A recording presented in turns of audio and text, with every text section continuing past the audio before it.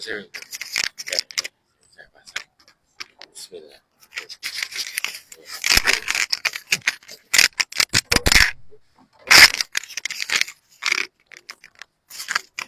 Nih, maturun.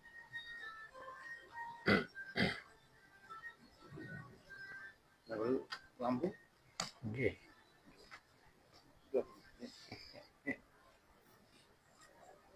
Asa.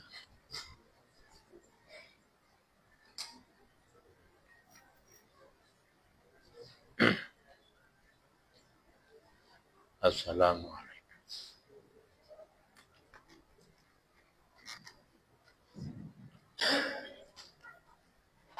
Assalamualaikum warahmatullahi wabarakatuh.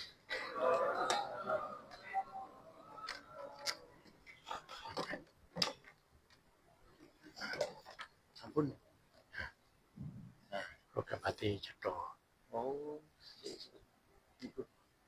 Bismillahirrahmanirrahim. Alhamdulillahirabbil alamin. Wassalatu wassalamu ala asyrafil anbiya wal mursalin. Habibina wa syafi'ina wa qurrati a'yunina Muhammadin wa ala alihi wa ashabihi wa tabi'in wa tabi'in wa tabi'ihim bi ihsanin ila yaumiddin. Amma ba'd. Qala ta'ala faman kana yarju liqa'a rabbih falyamal 'amalan sholihan wa la yusyrik bi ibadati rabbih ahada. Jamaah Masjid Al-Mustaqim yang dimuliakan oleh Allah, mari kita awali kajian kita kitab Sirrul Asrar dengan bersama-sama membaca Ummul Quran agar kita tetap sehat walafiat, ilmu manfaat, rezeki gamsar barokah, anak cucu soleh dan solihah. Besok apabila kita dipanggil oleh Allah, kita mendapatkan husnul khotimah. Ala hadhihi niyah wa ala kulli niyatin solihah. Al-Fatihah.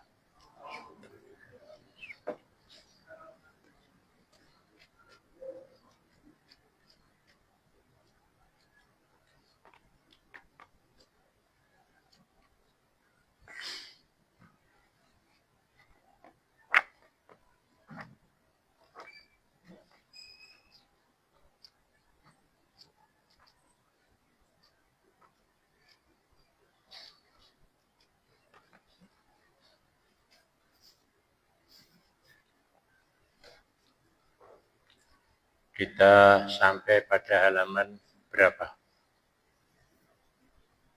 Yang terakhir.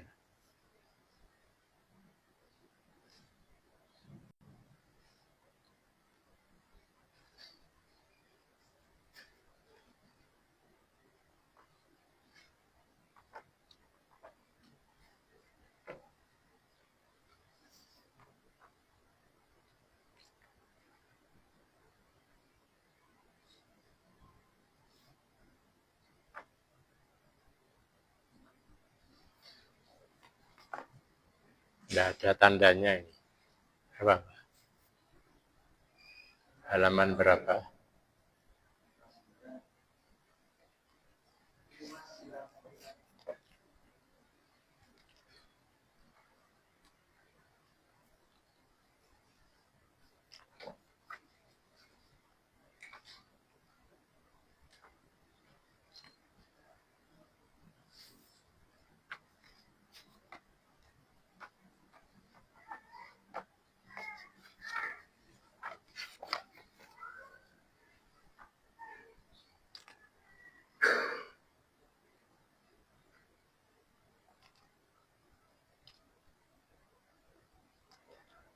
Ya.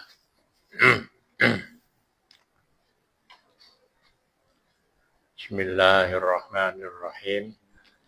Qala al-musannifu rahimahullahu ta'ala wa nafa'ana bihi wa bi ulumihi fid dharaini. Amin. Kita sekarang membahas tentang turunnya manusia ke alam yang paling bawah. Tsumma radatnahu asfala safilin.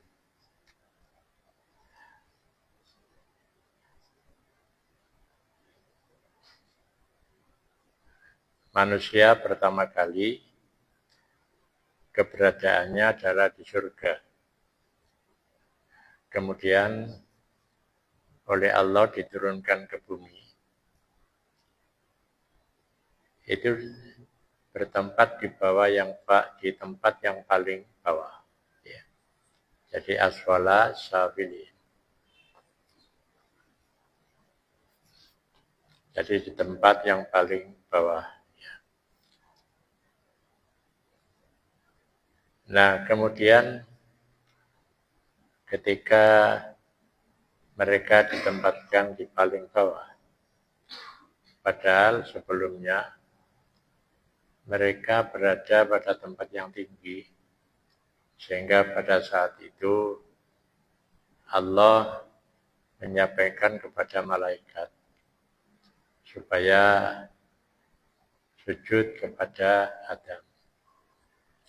Wa idh qala rabbuka lil malaikati isjudu li Adama fasajadu illa iblis aba wastakbara. Jadi Allah memerintahkan pada malaikat agar sujud kepada Adam. Illa iblis, kecuali iblis. Malaikat itu mengakui bahwa dengan sujud kepada Adam, dia memiliki kelebihan. Jadi Adam itu memiliki kelebihan. Kelebihannya adalah dia punya dua potensi. Yakni punya dua sifat.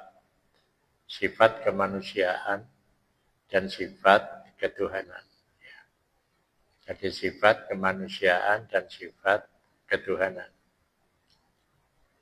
Dan itulah maka menghormati anak manusia itu sebenarnya mengarah kepada penghormatan karena dia pada tubuh manusia itu ada sifat ketuhanan. Tidak hanya hamba Allah, semua manusia itu memiliki sifat ketuhanan. Maka walaqad karramna bani Adam. Allah menyatakan kami memuliakan anak Adam. Dari sisi awal penciptaan, di sini menggambarkan bahwa anak Adam secara mutlak itu dimuliakan oleh Allah. Karena dimuliakan oleh Allah, maka sifat-sifat yang dimiliki oleh Allah itu diberikan sebagian kepada hambanya. Jadi sifat-sifat yang dimiliki oleh Allah diberikan kepada hambanya. Maka disitulah malaikat sujud kepada Adam. Nah, ketika manusia itu kan ketika penciptaan awal, itu kan Adam ada di surga.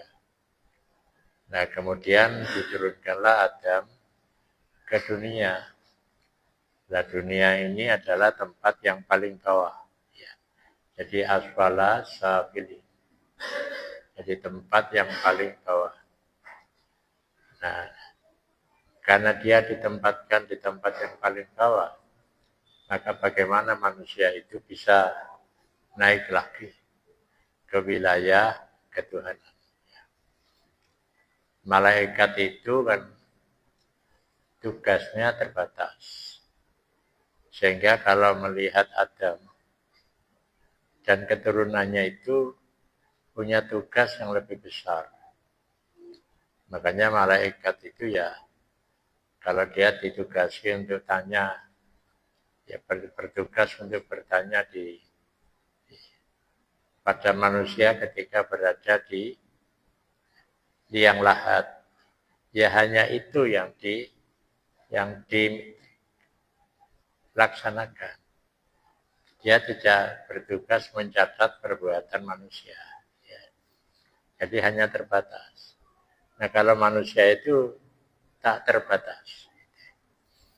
Makanya kalau ada satu riwayat, ya, Sayyidina Ali itu tahu bahwa Sayyidina Umar itu orang yang keras. Ya, jadi orang yang keras di dalam segala hal. Termasuk di dalamnya adalah kerasnya sifat Umar itu diakui oleh Rasulullah. Maka Rasulullah memohon kepada Allah supaya Umar itu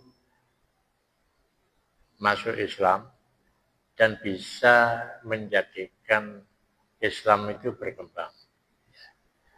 Nah, karena kerasnya itu, Sayyidina Ali berusaha bagaimana Umar ketika setelah dimakamkan, kan ditanya oleh malaikat.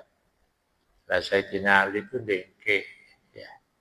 Jadi begitu jamaah itu, pelayat itu pulang, dia kembali lagi. Nah, kembali lagi itu dia dengki. Bagaimana perilaku Umar, ya, ketika ditanya. Pertama, Umar itu ketika malaikat bertanya, man rabbuka? Jawab Umar bukan, ya, Allah Rabbi, tidak. Tapi dia marah, apa kamu nggak tahu bahwa aku ini menjadi pendukung Rasulullah? Kok kamu masih tanya aja nggak percaya? Nah, itu dianalisa oleh malaikat, oleh Sayyidina Ali. Ya kalau malaikat yang bertugas bertanya itu kan malaikat Munkar Nakir. Dia tidak bertugas untuk mencatat amal seseorang. Jadi kalau dijawab oleh Umar seperti itu, ya dia tidak tahu tugasku itu takon toh. Ya. Nah, takon itu ya langsung tunggu jawabannya. Akhirnya malaikat lapor kepada Allah, ya, tentang hal ini. Ya sudah, tanya saja bagaimana jawabannya. Tugasmu itu hanya tanya, tidak meneliti catatan malaikat yang lain. Nah itu menggambarkan Umar itu orang yang tegas, dan kita tahu bahwa Umar, ya, setan itu semua takut kepada Umar. Jadi setan itu takut. Makanya Umar ketika pada masanya itu ekonomi agak turun. Ya seperti sekarang lah. Ekonomi agak turun karena persaingan antara negara-negara besar. Ya. Karena pajak 150% untuk produk-produk Cina. Nah, Cina akhirnya tidak mengirimkan produknya ke Amerika, juga tidak menerima produk-produk Amerika. Akhirnya dia lari ke BRICS, ya. Jadi Brazil, Rusia, dan lain sebagainya. Akhirnya petani di Amerika itu sekarang juga mengalami ya stagnan di dalam usahanya, terutama pengiriman kedelai. Ya. Jadi pengiriman kedelai. Ya. Nah itu kan maunya kan memenangkan dirinya sendiri. Tapi kenapa lah sehingga sekarang orientasinya ekonomi itu pada emas. Ya. Makanya emas sekarang itu harganya mahal. Itu menurut orang yang ahli prediksi diperkirakan emas itu bisa merangkak harganya 1 gram 5 juta. Jadi emas itu harganya bisa merangkak sampai 5 juta 1 gram. Nah ini karena ekonomi. Nah malaikat yang tidak tahu persoalan ini. Gitu ya. Dia tahunya hanya tugasnya satu, ya satu itu, udah tahu yang lain. Nah di dunia ini diturunkan manusia itu supaya dia tahu bagaimana kondisi di dunia. Sehingga manusia, dia bagaimana ketika kondisi ini seperti ini, dia tetap fokus kepada Allah. Jadi dia fokus kepada Allah.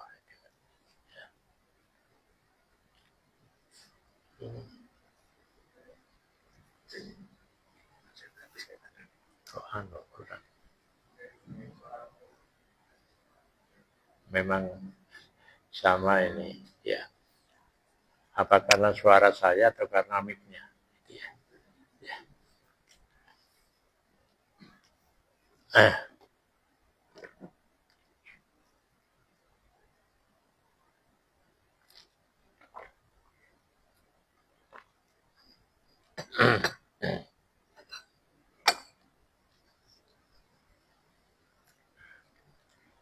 Jadi diturunkan ke bumi itu dalam rangka manusia itu supaya tahu bahwa bagaimana kehidupan di bumi ini. Tapi dia bisa tetap nantinya dalam bab berikutnya, itu dia bisa tetap kembali ke alam purba. Ke alam purba. Ya. Jadi ada alam lahut, ada alam purba. Alam yang dekat kepada alam lahut. Kemudian kalau manusia ini kan berada di alam nasut. Nah, alam nasut itu sebagai tempat yang paling bawah. Kalau bahasa Al-Quran, tumaradadnahu asfala safilin. Nah, pada saat seperti ini, ya, maka bagaimana manusia bisa tetap mengokohkan Ruhul Qudsi. Ya. Jadi bisa mengokohkan Ruhul Qudsi, ya, dalam setiap hal, ya, untuk bisa tetap fokus menuju ke alam lahut. Karena ada roh itu masuk di otak manusia. Kemudian di tangan manusia. Tapi ada roh itu yang ada di dalam hati. Itulah roh Al-Qudsi. Jadi roh Al-Qudsi, roh kudus. Dan itulah yang harus selalu dirawat untuk bisa masuk ke alam lahut. Malaikat Jibril itu kan ngawal Nabi Muhammad untuk bertemu dengan Allah. Berarti masuk ke alam lahut. Tapi malaikat Jibril ketika sudah dekat, dia menyampaikan kepada Muhammad, wahai Muhammad, berangkat sendiri, saya pulang. Berarti kalau begitu manusia punya potensi untuk kembali ke asalnya.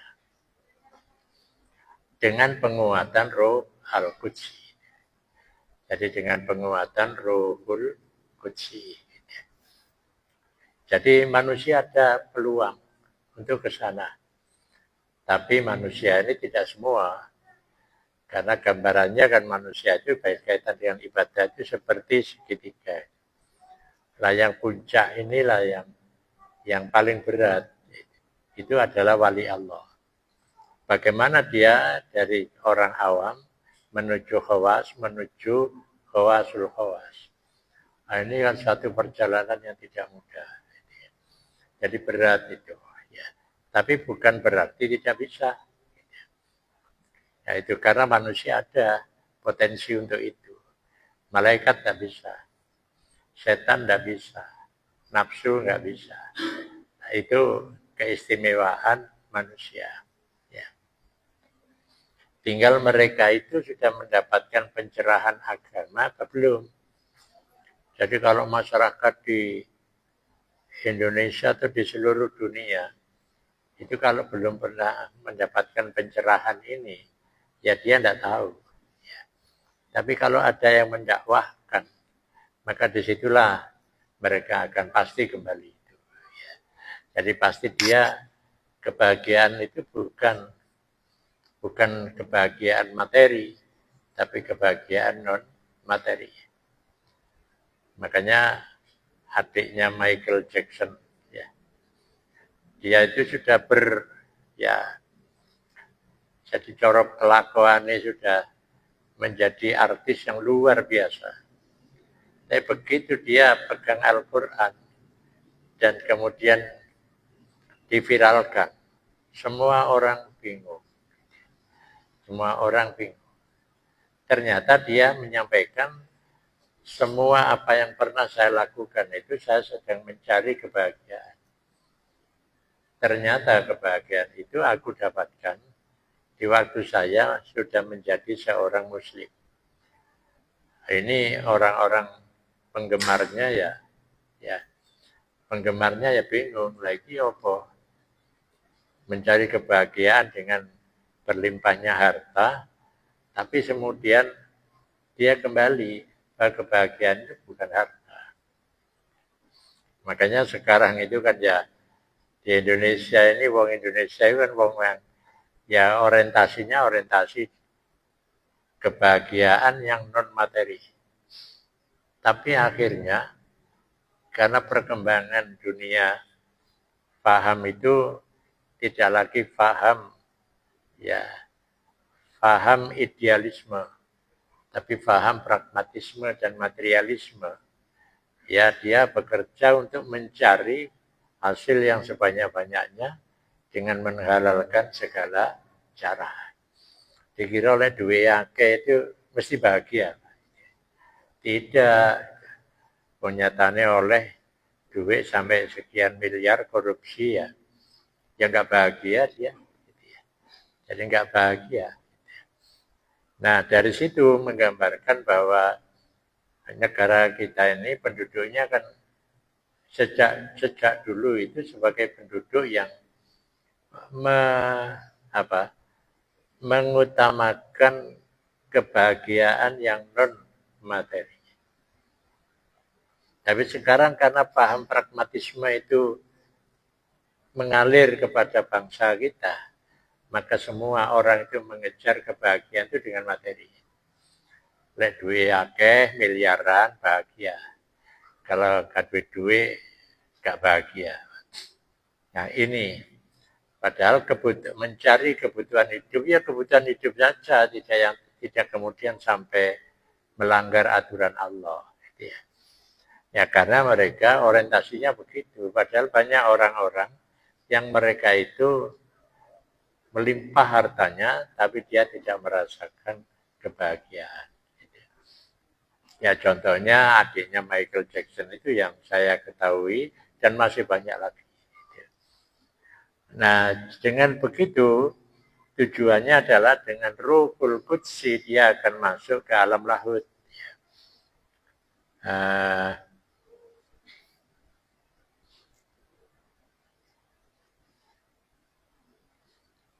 Jadi dia berusaha masuk ke alam lahut karena Ruhul Qudsi. Dia menyadari bahwa kehidupan yang ada ini adalah materi belaka. Walaupun materi itu diperlukan oleh umat Islam, tapi itu bukan satu-satunya tujuan. Ya, itu hanya alat. Jadi alat untuk mencapai tujuan. Nah, tujuan itu bukan bersifat materi, tapi tujuan itu bersifat non materi. Yani kebahagiaan yang hakiki. Jadi kebahagiaan yang hakiki. Maka di situ penguatannya apa? Ya penguatannya adalah bagaimana Ruhul Qudsi itu diajak masuk ke wilayah kurba dan di sana dia akan merasakan unsiyah. Jadi dia akan bisa merasakan unsiyah. Jadi dia bisa merasakan kemesraan.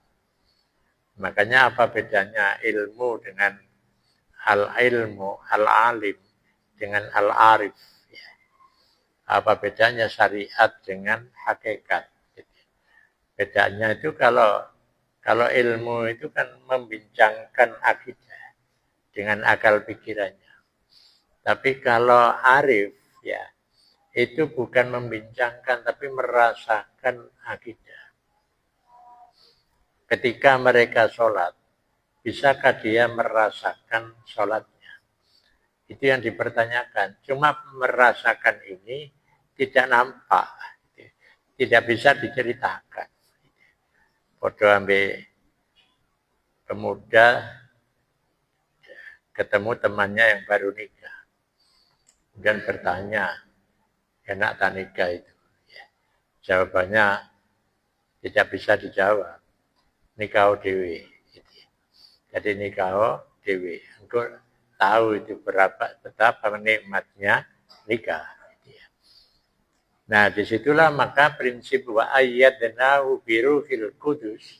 Kami bertumpu kepada kekuatan Ruhul Qudsi. Mengapa? Karena dia ingin masuk ke alam kurba. Nah, disitulah kalau kita sudah dekat dengan Allah, maka kedekatan itu bukan kedekatan fisik, tapi kedekatan rasa cedek marang Gusti Allah. Maka di situ fuad lah yang punya peran. Ya afidahnya yang punya peran. Sehingga dari situ dia akan bisa merasakan dan akan mempertahankan itu seterusnya.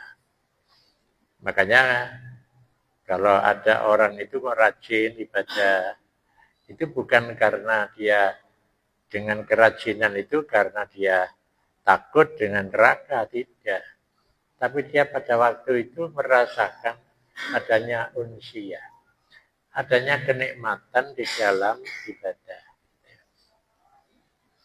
Karena ibadahnya itu bisa jadi sama, tapi rasa ini enggak sama. Jadi merasakan akidah, bisa merasakan omong-omongan. Jadi omong-omongan dengan Allah. Makanya dalam hadis qudsi, ya. Jadi dalam hadis qudsi itu disebutkan bahwa, dan ini pernah saya sampaikan, kalau kita sholat, maka dialog kita itu ketika membaca suratul Fatihah. Nah, kalau kita membaca suratul Fatihah itu jangan disambung-sambung antara satu ayat dengan ayat lain. Jadi karena antara satu ayat dengan ayat yang lain itu ada jawaban dari Allah. Maka ketika dia membaca suratul Fatihah, kalau dia membacanya satu ayat, Bismillahirrahmanirrahim. Alhamdulillahirabbil alamin. Jarak itu ada jawaban dari Allah. Nah, disinilah akan terjadi kita ini dengan Ruhul Qudsi merasakan adanya dialog dengan Allah. Nah, itu yang dikejar. Nah, bahkan kalau setelah membaca amin bersama-sama, itu imam jangan segera membaca surat. Beri kesempatan makmum untuk membaca suratul Fatihah dengan standar normal. Barulah imam itu melanjutkan membaca surat. Tujuannya supaya makmum itu ikut mendengarkan bacaan imam. Jadi ikut mendengarkan bacaan imam. Nah, dari sinilah maka merawat hati untuk bisa selalu unsiyah, ya. Ada kemesraan, maka disitulah yang paling utama. Ya, disitulah yang paling utama.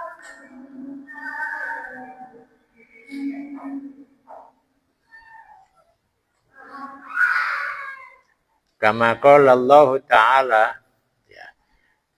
Jadi kama qala Allah Ta'ala, ya. Ini pada surat Al-Qamar, ya.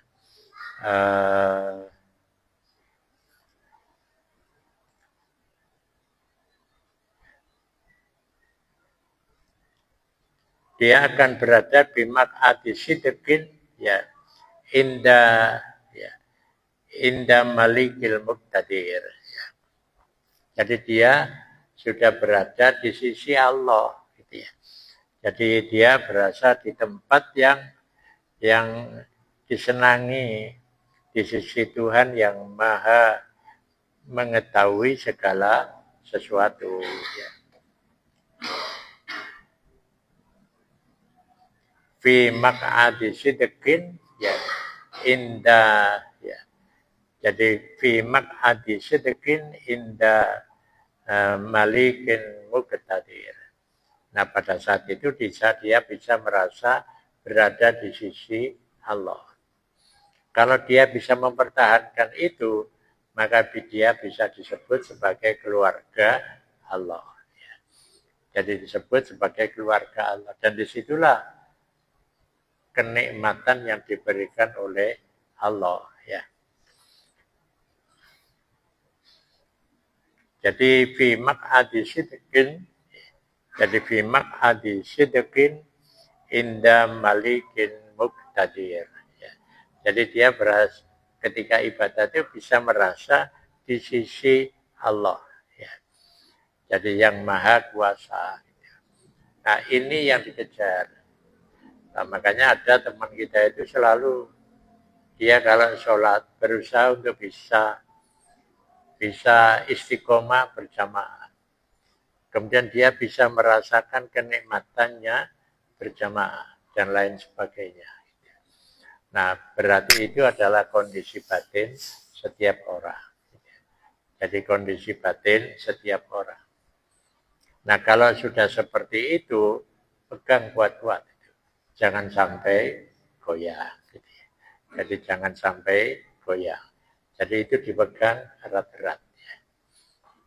Nah, jadi walaupun dia sudah berada oleh Allah diposisikan di alam yang paling bawah, tapi dia bisa tetap naik ke alam lahir. Nah, itu hebatnya manusia. Jadi sebenarnya ya ini manusia secara umum. Nah, mengapa mereka itu belum masuk Islam? Karena pencerahan belum ada. Karena mereka sudah didoktrin dengan keyakinan sebelumnya. Tapi ketika di sana ada perdebatan tentang ketuhanan, mereka mulai ya tertarik. Ya. Jadi mereka mulai tertarik dengan dan terus-menerus akan menjaganya. Karena penguatan Ruhul Qudsi. Jemaah yang dimuliakan oleh Allah, inilah kunci. Ya. Jadi kunci bagi mereka yang ingin kembali ke alam lahud. Ya, memang itu harus melalui riyadhah dan mujahadah. Ya, latihan rohani dan mujahadah. Maka latihan rohani itu ya umpamanya ada seseorang yang mereka itu meninggalkan kota kalau dulu masuk ke tengah padang pasir. Itu sama yang dilakukan oleh Rasulullah ketika dia berada di Gua Hira itu. Ya. Jadi sama. Jadi kalau itu sudah terjadi, maka itu akan mantap di dalam hati. Ya. Jadi akan mantap di dalam hati dan terus akan terjaga. Dia terus bisa menjaga dan Allah akan menjaga. Jadi itu adalah nanti berkaitan dengan ada istilah mukhlasin dan mukhlisin. Kalau mukhlisin itu orangnya. Tapi kalau mukhlasin itu pemberian dari Allah. Ya, pada saat dia itu sholat kemudian bisa merasakan itu pemberian Allah. Tapi dia sendiri sudah punya keinginan itu. Jadi kalau dia punya keinginan, Allah akan memberi. Tapi kalau dia tidak punya keinginan, ya Allah tidak akan memberi. Karena engkau dekat, aku lebih dekat. Itu prinsipnya. Ya, ya mungkin ada pertanyaan. Monggo.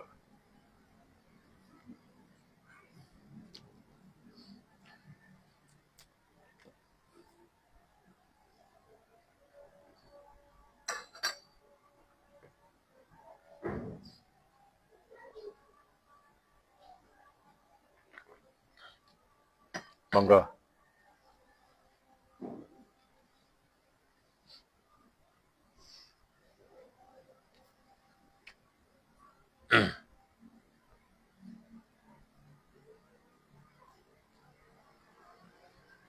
Jadi ini adalah pengalaman yang ditulis oleh Syekh Abdul Qadir Al-Jilani berkaitan dengan Ruh Al-Qudsi. Ya. Jadi Ruh Al-Qudsi itu dia pengalaman orang itu kalau ibadah dengan serius, ya, berarti dia berada pada level yang kedua. Kalau level pertama kan syariat, level kedua itu toriko. Untuk bisa mencapai level yang ketiga, yakni al-wusul, dia harus punya kemauan. Jadi dia sudah punya kemauan, jadi ada yang namanya iroda. Maka orang inilah yang disebut dengan murid. Wis karep ketemu karo Gusti Allah. Tapi kalau dia baru salik, itu durung punya karep yang kuat. Ya pokoknya ibadah, gitu. Menggugurkan kewajiban. Jadi ibadah menggugurkan kewajiban. Ini adalah proses. Dan manusia itu selalu mengejar ini. Makanya pergi haji, pergi umroh itu apa? Dia punya karep. Apakah dia betul-betul karep ketemu karo Gusti Allah? Apa rono itu timbangannya nang Amerika? Ya itu menjadi pertanyaan besar. Wong Islam kok ngelencerin nang kene Amerika.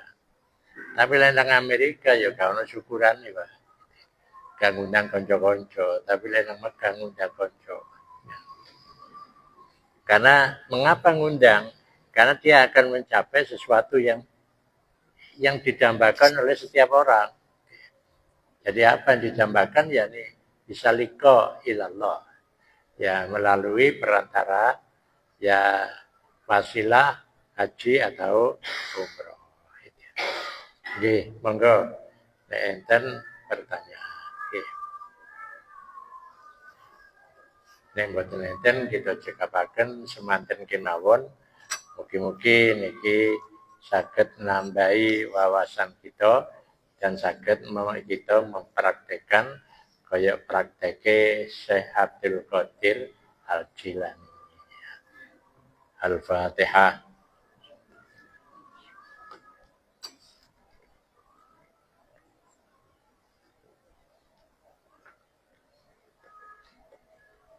Bismillahirrahmanirrahim.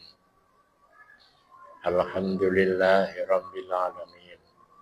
Allahumma sholli wa sallim wa barik ala sayyidina Muhammadin wa ala alihi wa sahbihi ajma'in. Allahumma arzuqna fahman nabiyyin wa hifdzal mursalin wa ilamal malaikatil muqarrabin bi rahmatika ya arhamar rahimin. Allahumma arzuqna humbaka wa humba man yuhibbuka wa humba ma yuqarribuna ila humbika wa ja'al humbaka ahabba ilaina minal ma'il barid. Allahumma arzuqna nadra wajhikal karim wa syauqi ila liqa'i wa sallallahu ala sayyidina Muhammadin nabiyil ummi wa ala alihi wa sahbihi wa baraka sallama walhamdulillahi rabbil alamin. Wassalamualaikum warahmatullahi wabarakatuh.